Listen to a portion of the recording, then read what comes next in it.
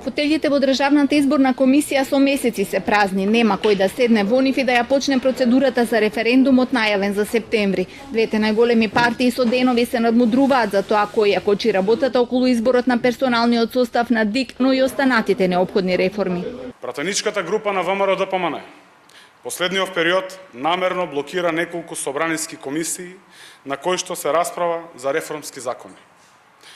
ВМРО-ДПМН ја блокира и постапката за формирање на Државна изборна комисија, со што го доведува во прашање одржувањето на референдум за иднината на нашата држава. Затоа ВМРО-ДПМН измислува нови барања, техничка влада, амнестија и слично.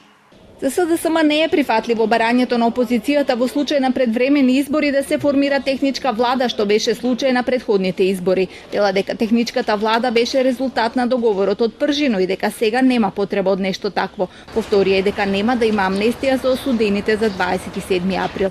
Од ВМРО-ДПМН пак остануваат на ставот дека според договорот за враќањето на опозицијата во собранието, во пакет со новиот состав на ДИК треба да се донесат и законот за финансирање на партиите и за измени на изборниот законник. Председателот на Собраниската комисија за избори и именувања, Илија Димовски, најави дека утре ќе ја информира јавноста подетално за своите понатамошни потези. Вчера изјави дека се додека партиите не се договорат за ДИК, нема да закаже седница на комисијата. Рокот е пробиен и без партиски договор ќе треба да се повтори целата постапка, да се распише нов оглас, нов рок за кандидатури, со што би се изгубило непотребно време.